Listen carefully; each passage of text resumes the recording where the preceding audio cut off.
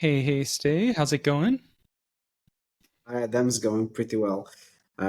Just came back from a little trip and now taking it easy and settling into work. How about you? Uh, Pretty good. I was I was sick for like a week and a half, so I was kind of low energy for a bit there, but I feel like I'm starting to recuperate back to full strength again. I I never realized like how like just out of it and how little I want to do anything when I'm just like a little bit under the weather. Yeah, it makes Yeah. me appreciate being well that much more. Yeah. Tell me about it. I mean, same. And I was in the mountains with my wife and my kid. It was like our first vacation. Oh, And yeah, it was really nice. I mean, we were in the Alps, which are like very, very spectacular. We've been to Geneva and then to Chamonix in France because you can go by train from London. So we did that. But on the flip side, there were so many people coughing, and in the last day, both me and John and my son got the fever. So yeah. mm, oh man. So I feel you on the getting better front because yeah, I'm just getting better as well.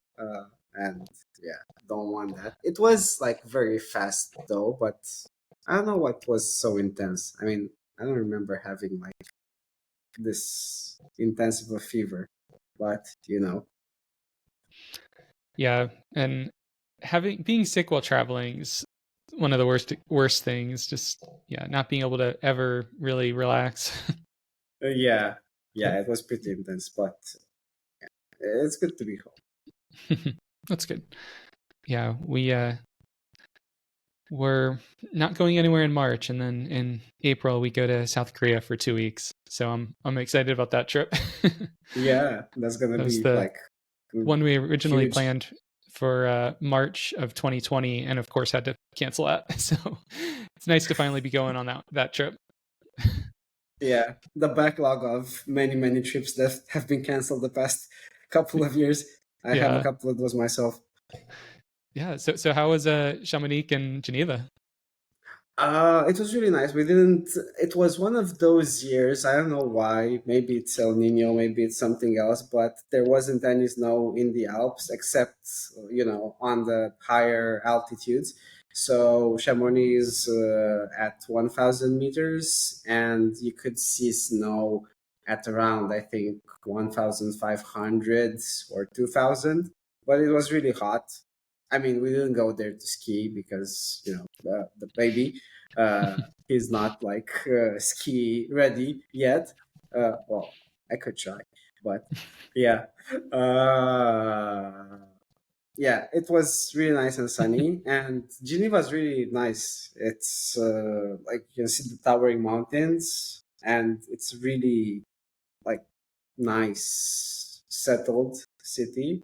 I thought it would be boring, or honestly, but it was like really nice. The scenery was nice, and having that view, I wouldn't mind like living in a city like that. So yeah, Nice. pretty damn good. Yeah, Yeah, isn't it like Mont Blanc, like the pen? That's like the mountain that you see from the city. yeah, I think. yeah. You actually see the whole massive, the whole all the like big peaks. I haven't seen that like ever. Yeah, I had monkeys back from growing up, but they were like half the size of these ones. These ones you can see, those really like straight edge cliffs. Yeah, haven't seen that ever. So yeah, pretty Yeah, striking. Pretty amazed. nice. And Yeah, yeah, sounds like a fun trip. yeah, it was. And I ate a schnitzel the size. I'm not kidding. I'm gonna post a picture on Discord. It was like this huge. It was like five normal schnitzels. Uh, like and it was like beef breaded schnitzel, and I ate all of that. I was pretty hungry, but yeah, that was a blanket of a schnitzel. Yeah, yeah. I think that's what I look forward to most whenever I travel is just like eating all the things from local restaurants. Because normally, like here, we we only eat out like once a week. Like every other meal we make ourselves. Yeah. So like normally when we eat out, it's a special occasion. Although we normally get enough to have leftovers a couple days after. Um, Mm, but yeah, but when we're traveling, like we might get a couple groceries for like breakfast and snacks, but we'll eat out quite a bit when we travel. yeah, How I about love you? that about. I'm the same, and yeah, I love that about traveling. I mean, food is a big part of the whole thing, and both me and my wife like to seek out the places usually where there's specialty coffee, and nowadays there's lots of places where there's like good coffee, and yeah, places to eat. So yeah, I'm with you 100% on that. Food tourism, Yeah. pretty nice. Yeah, I should probably schedule like a food tour in South Korea. That's one of my favorite things that we've done on a couple trips. It's like, you know, being taken around by a local to visit a bunch of spots, especially in like a really big city when you have so many options. It's harder to pick them out than a smaller town. Yeah, and it's definitely the place to do that. I mean, one of the places, but definitely, lots of good stuff to eat there. I Yeah, know it from K drama. Lots of well, the food element is very present in everything. that's true. Yeah. Well, other than that, what have you been up to on the hardcover front lately since recovering from the Well, trip? yeah, it's been good. I mean, on and off. I've been like looking at stuff because right now we're planning a few things. We have the hardcover survey, and that's like it did very interesting results from my perspective. Uh, we're at the place where we're figuring out what to build. So I'm trying to look into how to normalize parts of the site which are a bit off in my like to my designer eye, but also trying to reimagine some things. I think like after 2.5 years of building hardcover, I kind of get this feeling that it's just the moment where we started learning like what's there to learn about this niche. So it feels like we could like be building things from this point on with that knowledge, which no one has before. I mean, but I think this is the point after 2.5 years where everything starts clicking, and uh, you know there's reasons start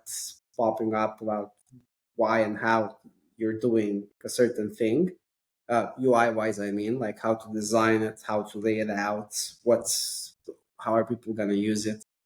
Yeah, so been doing most of that, and bugs.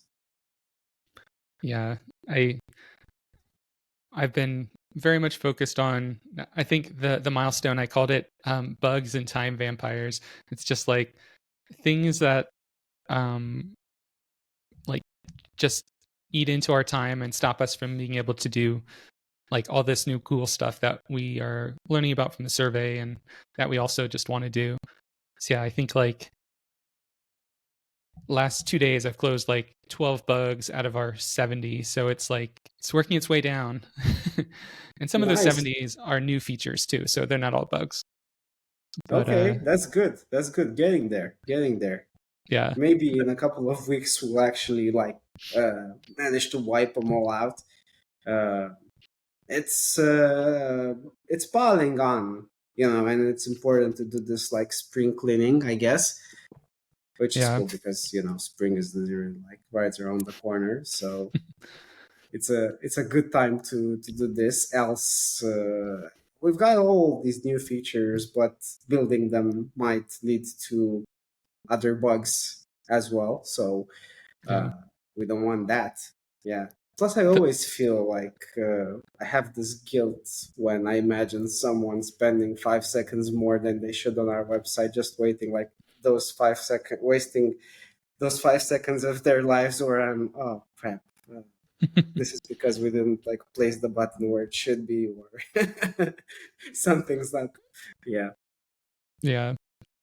And one of those things that, as we've like had more and more people join, is so like when someone joins and maybe they become a librarian or they become a supporter, when they join Discord, there's never been a great way to like sync that status with Discord. Uh, so I looked into how to do that a while back, and I was going to do it like as a separate app or like try to get like a whole flow for how it works. Um, but I kind of finally figured out a good way to do it with our current setup. So it'll just go to hardcover.app. You'll like you basically it's right now it only works if it's only going to work if you're already logged into hardcover and then you go to Discord and you click a button. Ideally it would like take you to a login page and you would log in and do all that. But then after that, on the Discord side, it'll automatically give you a supporter role and a librarian role, and then it'll add you to those channels. So that'll prevent us from having to manually like it'll prevent people when they join from having to ask for one, and two from us having to go in and add those roles manually. So I always prefer anything self-service. Even like at Costco, I use the self-service checkout line. So I'm I'm excited to be able to have people like actually do that on their own. Yeah, that's gonna be pretty nice, especially because we've been doing it manually up to this point. So, yeah, a welcome change indeed. Yeah, I'm a big and fan of automations myself, and it's the age of automation, So we should be doing as many things as possible. Well, just streamlined. and for the way that Discord um, like metadata works is like when you OAuth over to a site, that site can like give back a whole bunch of metadata about you. And the types of metadata that are supported are number less than, number greater than, number equal, number not equal, date time less than, date time greater than, and then booleans. So it's basically numbers, dates, and booleans. So like we could have like a like the booleans for like is a librarian, is a supporter, maybe like join date for like hardcover members that have been around for a month or something like that in a channel just for them. We could have books read. um, we could even have like genres read, so we could have like fantasy 10 books, and then anyone who's read 10 fantasy books could join that channel. So there's like a bunch of things that we could do just based on data syncing and creating channels on Discord if we wanted to. Yeah, that's pretty nice. I mean, it compensates the fact that Discord is great for community and for people talking amongst themselves. And until we have discussions, which are kind of like a separate thing, it's not like we're expecting like social talk. I'd rather have like the social talk and the community and the Mm, random things on Discord, and the talk about books and themes on hardcover. That would, I think, take the load off the social part of the site, which I'm not sure it should be there in the first place. yeah, So I'd agree with that. yeah, yeah, this integration is like, I think, more than useful in Yeah, the future for like the community part and the management that we have to do in the background. yeah. Um, I'm excited about it. Like, I feel like there's still so much we can do with Discord, but I have a feeling it has never been like a main priority. But this will at least like I think this will give us more time to figure out what our next big thing we want to do with it is. Yeah, I was surprised to see we've got. I think almost 10% around. Like we have around 600 members on Discord, so it's a pretty big community that we've gathered here. So yeah, if we can do something with together with the people on here, it's very good. Uh, Yeah. and how about the results from the state of hardcover survey? Should we look over those? Yeah. I I don't want to share my screen for the actual tally survey because it Uh has all the huh. emails in it, but I did write kind of a blog post that's kind of a analysis of it. Mm-hmm. Um Yeah, we so could look over that. It's got some pretty interesting takeaways, yeah. which. So yeah, I guess as like a high level thing, like this survey was sent out to I want to say around 6,000 people on our email list. Um, and of those, 88 people replied, 19 supporters, 69 free readers, according to their own uh, uh, answer to that question on the chart on the survey. And yeah, this like my hope with this survey was really to see like what are the major pain points with hardcover and kind of what are people's dreams for what it could become, like if they could have us go in any direction in the future, what would that direction look like? And not exactly specific features, but more like, um, is it going more towards social? Is it going more towards discovery? Is it more towards stats and analysis? So, kind of just getting a pulse from the community on those two things were kind of my biggest hopes from it. Did you have anything that you like were most curious about from this going in? Well, pretty much the same. Of course, also features because we had a place where you could rank features that you wanted, and there I was like a bit surprised about the results. But high level, I think that persona who uses hardcover and makes the most out of hardcover, and how each persona, how each reader in their way makes use of hardcover. I think yeah, that's what I was after. So yeah, pretty much the same thing as you mentioned. Nice. Yeah. So yeah, we kind of going down some of these questions.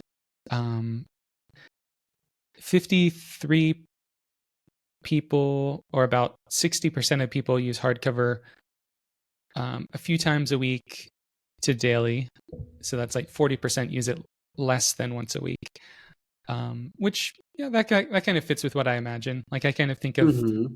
hardcover as being used when people start reading a book or finish reading a book, and if you're reading a book, you might not come back for a week. Yeah, exactly. I was surprised that it's kind of like a pretty good sample size. I don't know. It's a survey that I think is pretty well reflected in. If we had 1 million users, I'd say it wouldn't like be much different. Yeah.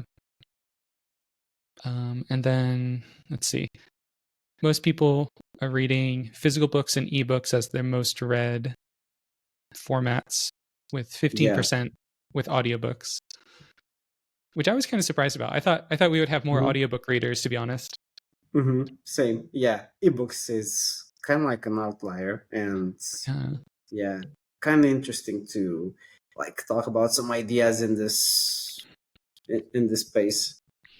yeah, this makes me much more curious about ebook related integrations, like syncing progress from Kindle, syncing notes from Kindle or other devices. Like if our top format that people read is ebooks, then how can we like support readers doing that even more than we currently do? Yeah, exactly. And Um, even Kindle, look at this. It's like uh, yeah, 45%. Well, 39 responses. Yeah, I mentioned that they're using a Kindle, so it's physical books and that, and yeah, the others as well. I mean, most of the others, well, audiobooks on phone. yeah, Yeah. yeah. Most people read like next time I'm gonna have to split these up better because like almost everyone replied that they read between 1 and 10 hours a week, which I had as two different categories of 1 to 5 and 6 to 10. But 1 and 5 and 6 to 10 were almost the same. So I kind of think of that as like 1 hour a day, give or take. And some days, like you're busy, so you don't get that 1 hour. And some people are able to do that every day, Mm-hmm. Yeah, that's a good reading. I mean, give or tells take. us the Yeah. distribution. Yeah. Yeah. And one thing kind of with the existing thing with not looking into new features, but like was this idea of like what problems do you run into as a reader in your like day-to-day reading life? And the top two, um so we gave people like a list of maybe 8 or 10 options, and they could say like, I never run into this problem, I sometimes do, occasionally, often, or often.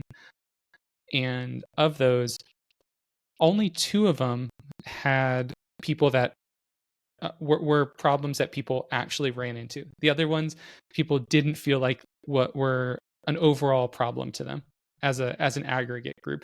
People still ranked them, some people, but as an aggregate, only two of them stood out, and those were finding good personalized recommendations and deciding on which next book to read.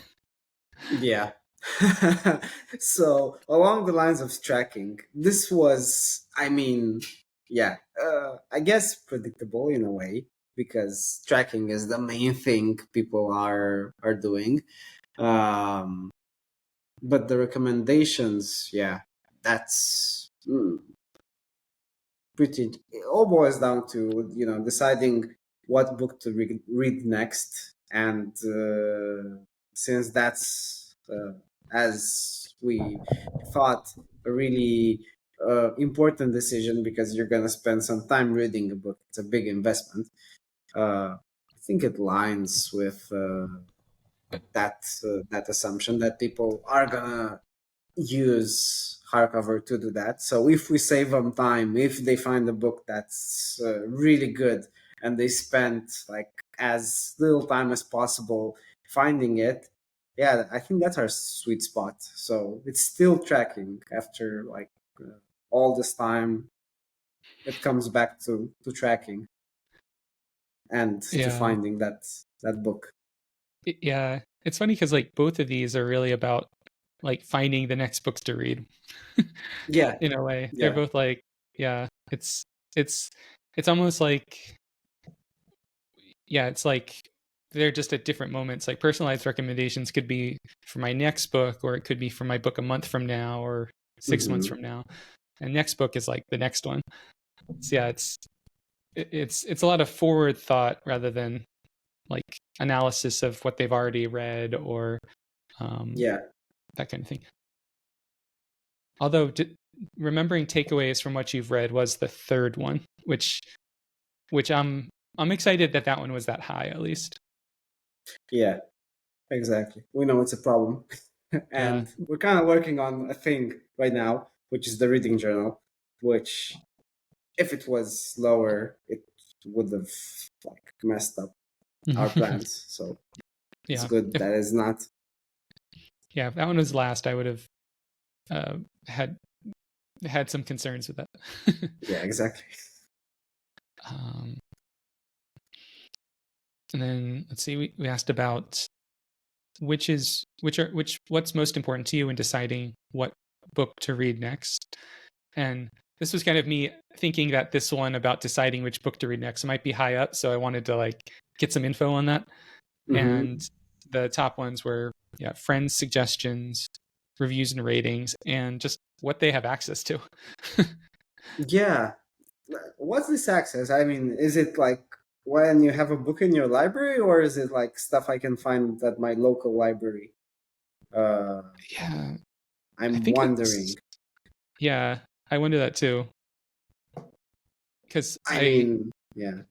like access to me would be like, what you have, what you own, what your friends own, what your library has, what your local bookstores have, what Mm-hmm. what you can get like downloaded from services that you actively use. True. Yeah. Yeah, maybe it's for people who borrow books as well, accessing the way that what's available to borrow. Mm, But yeah, yeah. that one was pretty high up. Um, cool. So yeah, what should we work on next? Do you want to lead the conversation on this section? Yeah, this was a really interesting one. So we gave people some options for some features that we're planning to see uh, what in this survey they consider most important to them. So based on those answers to tell us what's next on our list, because we got a bunch of things. We got discussions, we have the reading journal, we also had the dashboard, and this is because some people on Discord have mentioned a dashboard a couple of times, and when people mention things a couple of times, it's usually a signal to us that ding ding ding, this is like something that might be like really the sample size of people who take the effort to go on Discord and tell us I want this. It's a pretty powerful signal, because it signals that some other people who didn't go through that process might also want it. So yeah, long story short, we built a design, an initial design for this dashboard, not knowing what the results of the hardcover survey would be. And well, believe it or not, the dashboard came in like the first feature people wanted for some reason. Um, yeah. Uh, that was such a surprise to me. Like I like as we've been talking on Discord about this, we've been right now kind of the feed is like the home thing. Um and after using Hardcover's feed for the last year, because I think we launched it about a year ago, Yeah. I've I've definitely seen like there are parts of it that are useful, but parts of it where it's kind of like, I might scroll for a little bit and then I'll be done. And I don't feel like sometimes I've found a new book from it. Sometimes I might have just like, liked some other people's activities and said, "Oh, that's cool." Maybe every once in a while I'll save a book as want to read that someone else is reading. But Hmm. the net impact of it, I feel like it's determined by the quality of my relationships with the people that are reading and how much I'm able to interact with those people, which right now is really just that like. Yeah. So the idea of doing something else as kind of a jumping off point to Hardcover, like a dashboard, I'm I'm starting to better understand how that could fit in. Hmm. Yeah, it's a pretty weird, I guess, from some points of view feature. You asked me, what problem does it solve, and the best answer I could come up with is better like access to parts of the site you want access to, and I guess control over that feeling of control over your data. And I mean, also like lately been thinking that it just might be nice. We kind of like have this want for dashboard in our heads, I guess. Maybe it's from sci-fi movies or something, that it's like cool to see uh, some data related to an activity you love doing uh, just there. And what's cool about that is that we can also include glimpses of the feed, glimpses of uh, certain stats or what you're reading. So it's like a very easy access part to the whole website, where we'll see what we will do, because we're at the point of deciding what should go on that dashboard. And by the way, we've got a survey, so if you want to fill in that survey. It's going out in the email Adam is sending, and it's in the blog post, or you can just tell us on Discord. But if you want something on the dashboard, please let us know. We have some ideas, but it would be useful. We'll probably like shuffle it. We'll have a first version, and depending on what you're gonna say, we'll change it to whatever's like most useful, and we'll see if and how customizable we'll make it. At first, probably it's gonna be like a set thing, but then maybe it will become something that you can customize. Um, so yeah, the dashboard, a pretty surprising one. And then what was the next one? Better book recommendations, which aligns with Yeah, the problem from the previous one. I don't think that's too much of yeah, a surprise. yeah, and yeah. and I It's and that one feels like it's not just like, here's a recommendation engine that spits out, here's your number one recommendation. It's yeah. I think of it as like genre specific, similar to a book. Uh, Maybe like, you've read a book and you really liked it. You're like, oh, I want more books like this. So it's Mm-hmm. like recommendations come in lots of different flavors. It could be what's popular. It could be what people in your local area find interesting or have rated highly. So there's a lot of different dimensions for that. So I'm curious to like check that one out more. Mm-hmm. Yeah, definitely. That's like it has touch points across the website and across the whole experience and across like many moments when you're deciding what to read. So definitely we'll have to look into that. And then on number three, it's be notified of upcoming book releases, which is another interesting one Yeah, because it has a lot to do with our favorite thing, which is book data, and getting accurate book data. But I'm kind of excited about this one because many people are checking out new releases. So there's always like that hunt for sources, and I'd love for us to be like at least one source. Uh, I recently asked someone who has a book blog and has access to Waterstones and generally the books that are coming out, and they were saying that Amazon still has like the best recommendations engine for books that they wanna read. Although it was something related to Kindle, I'll have to look into mm, that.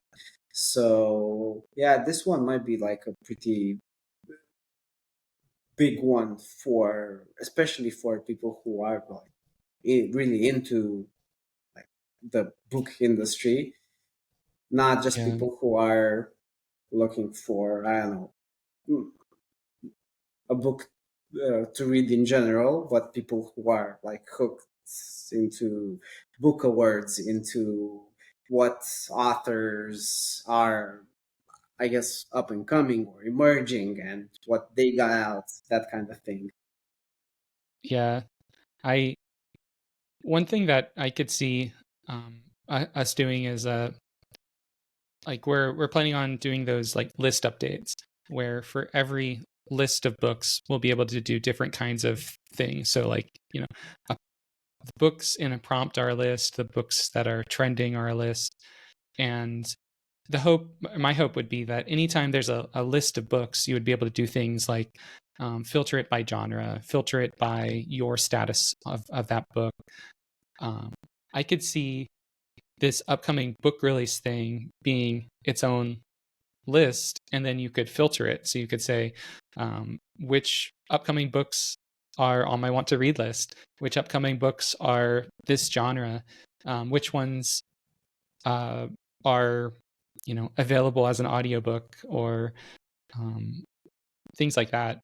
Or even like which ones are by, like, this is more future looking for features we don't have, but which ones are by authors I follow, which ones have the highest rating with my friends, or um, yeah, I feel like upcoming book releases like that, with the ability to filter it down to what you're excited about from future stuff, could like really be something I haven't seen anywhere else. Yeah, yeah, that sounds great. I'm wondering where, and how we'd get access to the data. I'm guessing, we could. We have our team of librarians, and it might be a good task to put together these. I guess, how would you see them? Would you see them as monthly lists? So would you see them as upcoming books for March, for April, or like in another format, just like a list that updates continuously?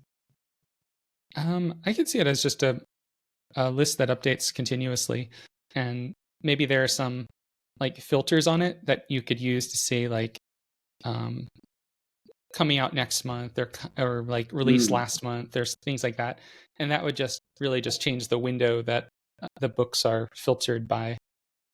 That would just be the UI around showing a list of those books.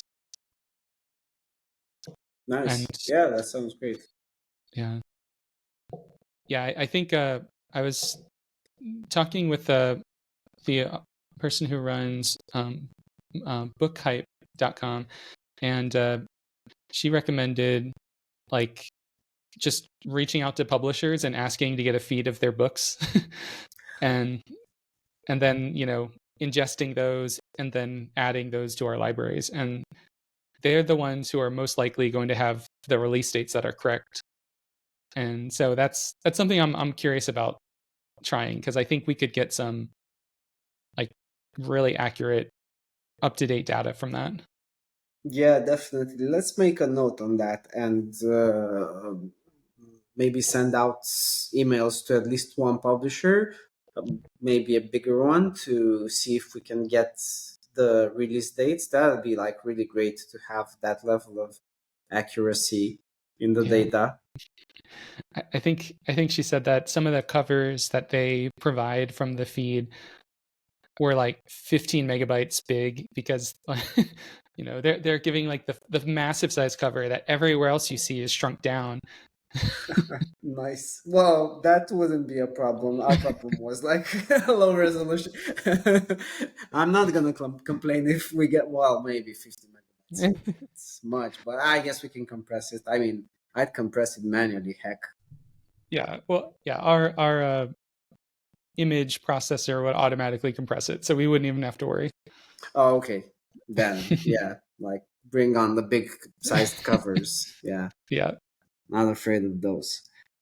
yeah. Okay, and then what we have here on our list: advanced stats and graphs. Well, yeah, I think this year maybe hopefully will be a good time to look into our stats pages as well. I really have some ideas how to make them both more simple and uh, to make them more engaging, I guess, for at least for like the simple stats, make them simpler, and the complex stats show them in a way that's more engaging, but at the same level of complexity. And Yeah. maybe, yeah, maybe even see if we can add some more. Um, it would really be interesting, and maybe we can plan it in advance this year to see if we can do like the way we do the year hardcover year in books, to see if we can do everyone's year in books maybe in the same manner, so they can like share Yeah. it on social. That would be like really nice. Hardcover wrapped. Yeah, exactly. Hardcover wrapped. Yeah, Yeah, we I could. think yeah, I Yeah. think this is the year for that. And I think we could use a lot of the styles we use on the year in books, and Hmm. whatever other styles we update for this advanced stats part. Yeah, Because yeah, that'd be really cool because yeah, the year in books like really good, did a good Yeah. do a good job with that. So Yeah. taking from that and putting it at a personal level, I think that would be like really nice for the people using the uh, Yeah. the library. And then, yeah, the last one is smart lists based on saved filters. So the example is like um, books with a status of want to read and a genre of fantasy, like things that you might filter for multiple times. And instead of having to go to your want to read list and filter it down, you would just be able to filter it down and save that, almost like a saved search. Hmm. Yeah, that'd be Um, pretty neat. I mean, um, what would you say is the main desired action here? You'd want to see books that you want to read, but only fantasy books, right? That would be like the outcome you'd want to go for. yeah, I think it plays into this deciding on which book to read next. Like it helps with Mm. this problem. It's like um, maybe maybe people find themselves doing that often, or even like um, creating a list like my 5-star reads that they can share out with people, or Hmm. my favorite Brendan Sanderson books, and it's just like books by Brendan Sanderson that you've read and rated. So it's like I could see it both for discovery purposes as well as for like sharing interesting like things about yourself with other people. Yeah, yeah, that's gonna be nice. Yeah. Yeah, those were the top 5. And yeah, or were there any others that on here that surprised you that they weren't higher? Well, we talked about finding real world book friends in your local area, but yeah, now that I think about it, that's like personally like not something very desirable. People might get the wrong idea. I mean, it invites all sorts of things which can potentially be, less than ideal. So now that I see it in last place, it kind of makes sense. Um, I think the gamification ones, which landed very low, maybe kind of surprising, but given I mean, I'd read it as we really put some options there that people want, so that's good. The ones they want less, I mean, it's not like they hate it, but maybe they wouldn't imagine themselves. And come to think of it, I wouldn't imagine reading. I mean, you're not reading to read, you're reading to enjoy a story. You're not reading to like check 5 pages a day and say, okay, I've read that. Yeah. So that idea of gamification is not the one I think we have for hardcover. So you're not like doing streaks like you're doing on Duolingo. You're not like supposed to just make this reading into a formal thing that you just do. We want you to enjoy books, to enjoy stories, to relate to authors, to relate to ideas, not just like I read 10 books. Come on, read another 10 books. And but yet like that one, like we so yeah, there were 3 gamification related ones at the bottom 6: badges, reading streaks, and advanced goals. Yeah. And badges had 28 people, or yeah, it had a lot of people that were interested in it, but very few picked it as their like most interested. So it Mm-hmm. it it was like it wasn't that people like weren't interested. I mean, a decent amount of people did say they weren't interested in some of them, but the Yeah. fact that like everything was kind of moved down one from a lot of the other ones, it's like it's not people's most important thing, but they're interested in it, but only after some of these other things are um, kind of solved for them, I think. So yeah. Yeah, exactly. Yeah, there's a lot of reading between the lines because I mean, badges in the reading world definitely something that if we do right, it can be like a whimsical, really fun thing that no other app has, and if we do them like contextually, it can be like a thing in itself. We can like I don't know in the future have a special like author generated badges. Imagine like Brandon Sanderson, for example, like generating his own badges to give away to his fan base. We can do stuff like that, but just saying badges, people are imagining all sorts of things. So yeah, it's good that they want. I mean, that level of interest at least tells us, okay, people are telling us, let's see what you can do. I guess I'm taking it in that way, but yeah, it's up to us to think like how to make it like really interesting. I think lots of like people's social networks, like Reddit, for example, uh, they did that in a way that's very good. With the way they integrated the graphics and the way even or Discord. Discord is like the main Mm, example. They really like are masterfully like integrated the roles. They're not even badges, but the whole like mm. universe of made up things like Nitro. What the hell is Nitro? Well, they're selling Nitro. I mean, they're boosting the servers. Yeah. One one of like a startup I used to work for, where we were doing like coding in the browser. We did we did two forms of, well, like three forms of gamification, and I felt like of those three, like one of them worked really well. Like the three we did were, if you completed the course that we released every month, the next month you would get $5 off your next month. And I think in the end we realized that that decision cost us over $1 million.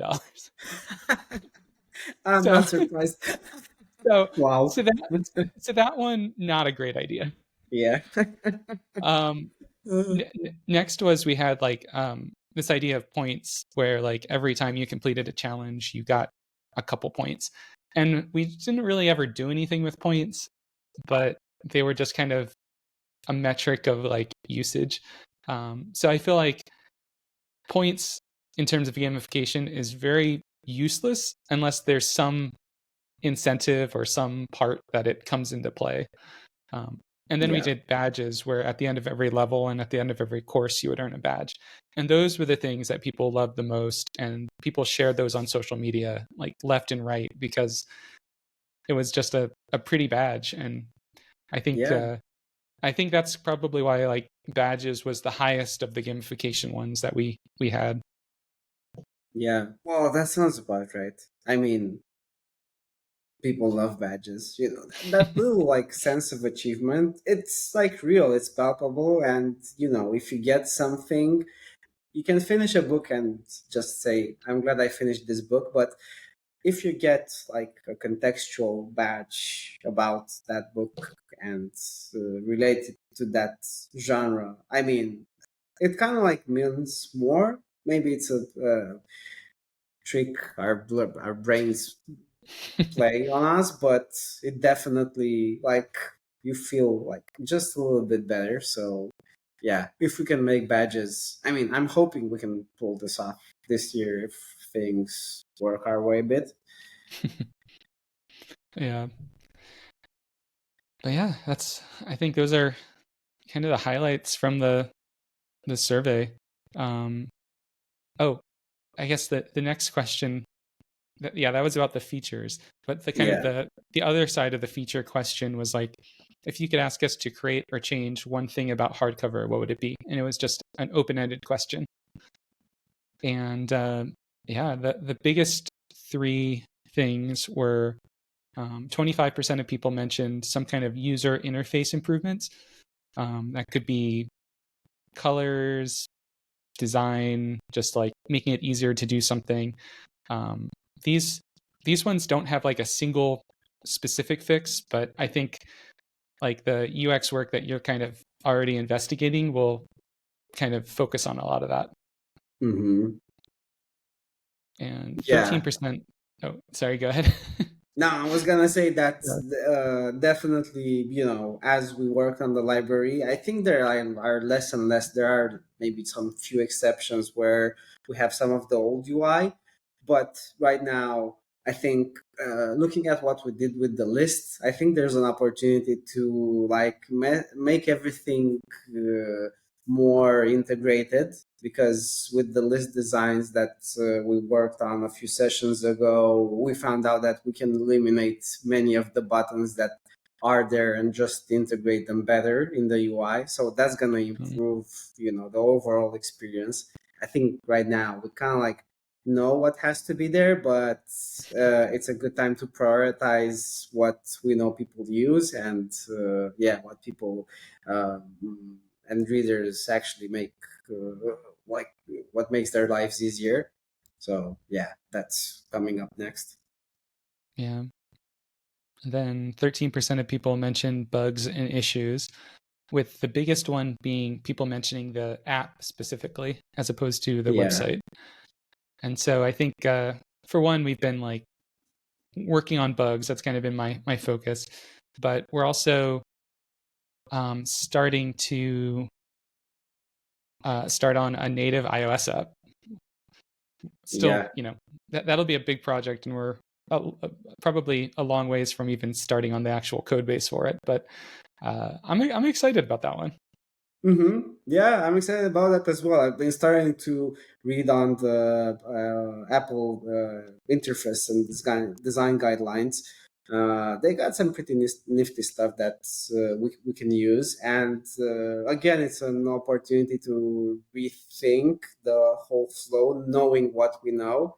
So I'm hoping, we'll design the app with this in mind, and then we'll at the same time update the site, so it's a unified experience, or at least after we do the iOS app. Plus, everything is gonna feel like much smoother, because right now we've been trying to replicate some of the native functionality, and we did like a really good job on some bits in the UI, but it's gonna be like way better compared to in the app compared to what we did. So yeah, that's Yeah, I sorry. was. I've been learning some Swift, and I'll like learn something and realize like, oh, to do this in like JavaScript, I'd have to like import uh, like framer motion. I'd have to like do multiple things on multiple pages, and on Swift, it's like dot title or something. Yeah, exactly. and Yeah, and it's yeah. and They. it's yeah, it's like the thing where like you have a title on a like you have the nav bar, and then below that you have a title, and when you click on a button, the title goes up to the top. Hmm. Like that is just a setting on a element. Yeah, And doing that in the web world would be just a mess. Like yeah, so yeah. I know. Yeah, it's hell. so It's yeah, yeah. I'm excited about this one, and I feel like once we do it on iOS, then we can figure out how to do it on Android, or if we want to do native, or if we just want to improve some of um, the capacitor app. But that'll be Hmm. down the line after we like figure it all out on the iOS side. Yeah, exactly. I mean, we can definitely do that. And the thing is, on iOS, we got one of the nastier bugs that's been like bugging us for months. So there's also that reason, which isn't happening elsewhere. Elsewhere, the app works fine, but there's like this insidious thing that's for some reason causing our app to crash on iOS for no reason. So having it natively, yeah, it's good for so many reasons. That's you know a real good reason for us to consider like pushing it. Yeah. And yeah, lastly, 10% of people mentioned wanting more community focused features, whether that's discussions or comments, or yeah, more social. Yeah, yeah. I guess that's like the need for like expressing more than building their library, and that's also, I guess, coming soon, because when we'll have the journal, hopefully in the first half of this year, fingers crossed, uh, will you'll be able to save many things that are really similar to discussions, but not in that format. Yeah. So yeah, I guess yeah, bugs, user interface, native iOS app. The dashboard is kind of a just a thrown in one at some point. Um, List normalization as kind of a subset of user interface normalization. I feel like those are kind of the top priorities right now.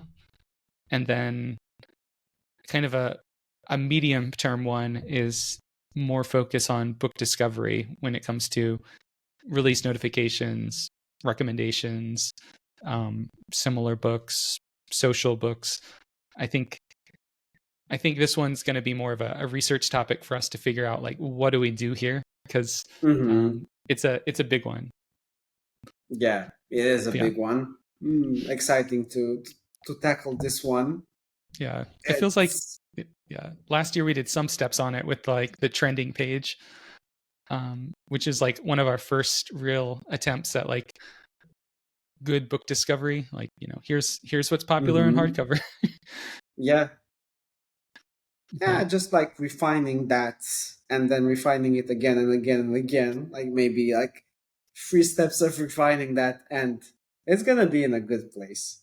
yeah, Just figuring out, where you'd want to see those books when you're like browsing through hardcover. I think that's gonna be important, and at least we know that's what people want. They want to right, discover books. I think we're doing a pretty good job right now at allowing them to do it on their own, but maybe the step is just making it more easier and more of a guided experience. I think the power users can plow through like a lot of information, just like you're doing now.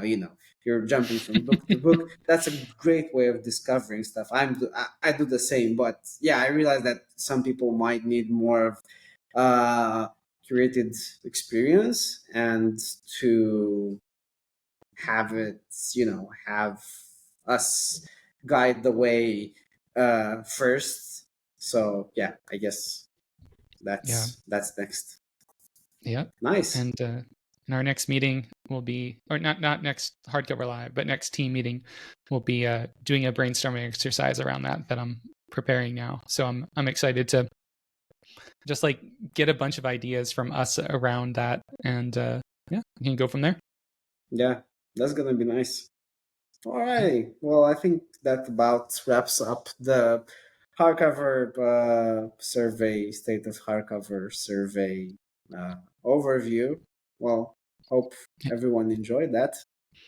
yeah. I'm excited to do this again in a year and just like compare this year's with next year's, because I think like when we did this in 23, early 2023, we had like a lot of the other things that were brought up there were like around the book button and around like just general tracking and like Yeah. dates read and things like that, things that in the redesign last year we kind of helped Yeah. improve, and so those things weren't mentioned here, which is good.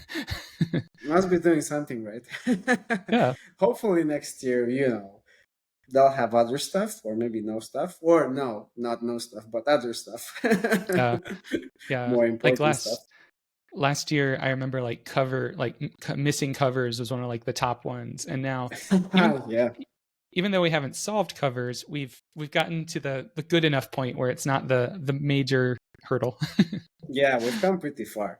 Yeah. Well done, us. Awesome. Cool. Great. Well, Well, until next time, I yeah. guess. Bye and Yeah. talk to you later. Yeah. Everybody have a good one. See Have ya. a good one.